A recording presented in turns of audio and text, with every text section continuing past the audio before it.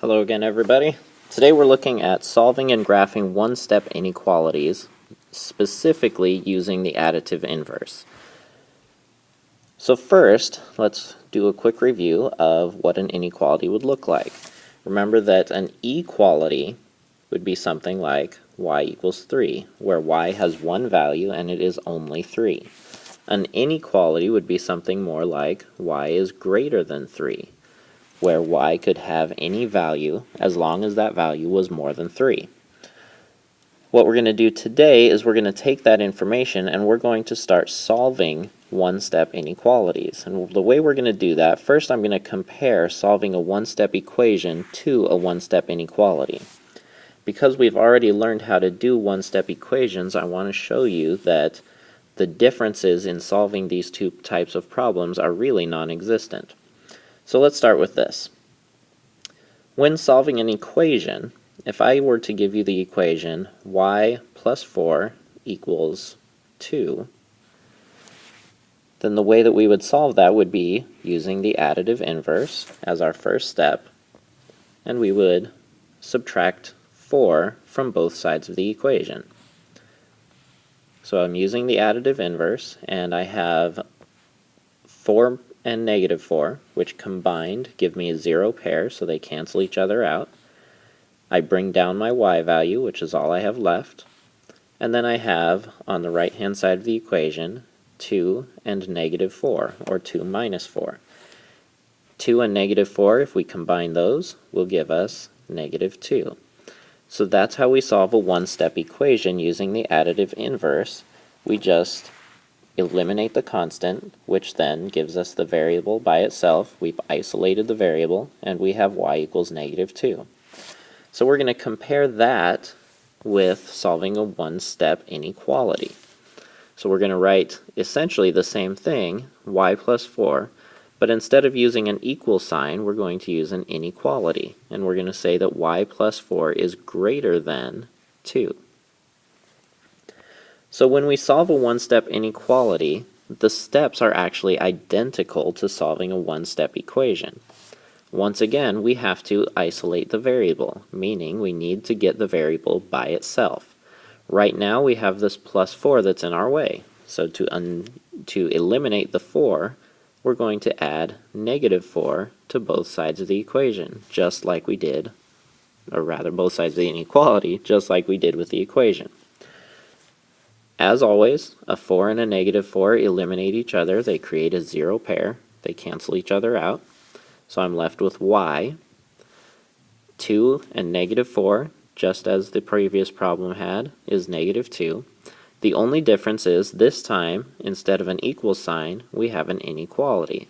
So this one would read as y is greater than negative 2. As you'll recall from the last lesson that we had, y is greater than negative 2, we like to represent that visually.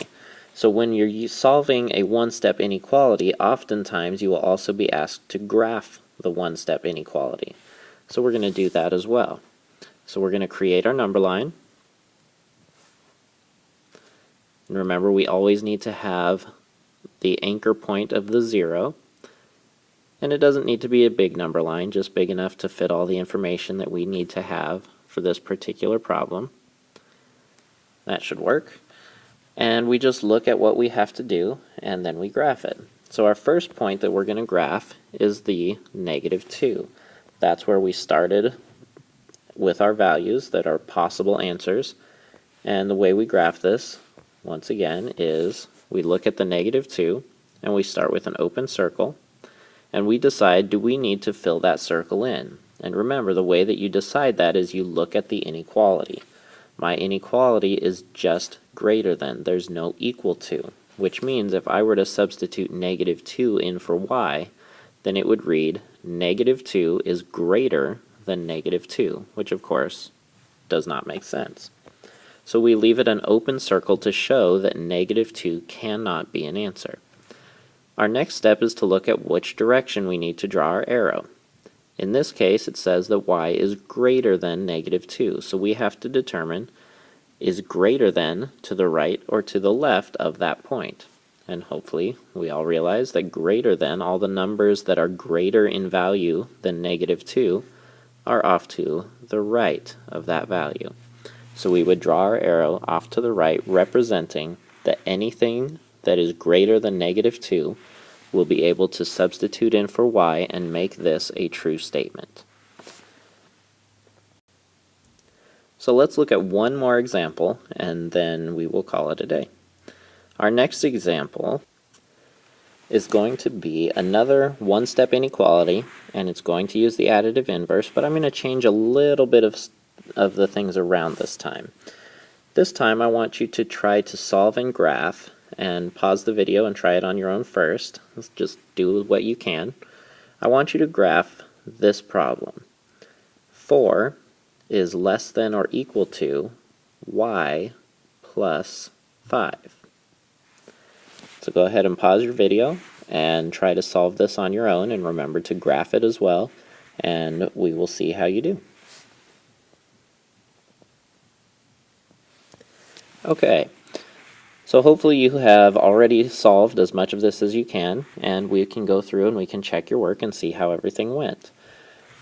So with the one-step inequality, in this case we're solving using the additive inverse. So I'm going to take my +5, remember that we're trying to isolate the variable, and this time the variable is on the right. So we're going to use something to get rid of the +5. And the way we do that is we add -5 to both sides of the inequality. So when I add -5 to both sides of the inequality, on the right-hand side I'm going to have a +5 and a -5, which creates a 0 pair, which means those cancel each other out. I still have the y on the right-hand side. I still have my inequality. And my last thing that I would have to do is figure out what is 4 and -5. So when I combine 4 and -5, I end up with -1. Now the reason that I wrote this way with the variable on the right-hand side is I wanted to make sure that you are understanding the idea of direction when you draw your arrows on your number line. So let's put our arrows on here, or rather let's create our number line. We have our 0, we have, let's say, -1, -2, +1, and +2. And we'll start like we always do with the numerical value that we're looking at, which in this case is -1. So I'm going to put my circle above -1. And the next thing I have to determine is, do I need to fill in my circle? So we look at our inequality again, and the part that we have to pay attention to this time is right here, the equal to. Remember that when it says equal to, that means we can use -1 as an answer. So in fact, we are going to fill in our circle. And here's where a lot of students sometimes will make some mistakes. So this is what I want to make sure you guys can see. If we read this correctly, it's from left to right, -1 is less than or equal to y. And that's kind of confusing. It's hard to figure out what exactly is it saying. So what I tend to like to do instead is I like to read from the variable and go the opposite direction because it makes more sense. So if I read this, I'm going to read that y is greater than -1. And that's a lot easier to understand what's happening. So if I think about the fact that y is greater than -1, I just have to determine which side do I need to draw my arrow that represents all the numbers that are greater than -1. And of course, the numbers greater than -1 are always to the right of the value that we started with. So this is how we would graph a one-step inequality using the additive inverse. Good luck, and we'll see you later.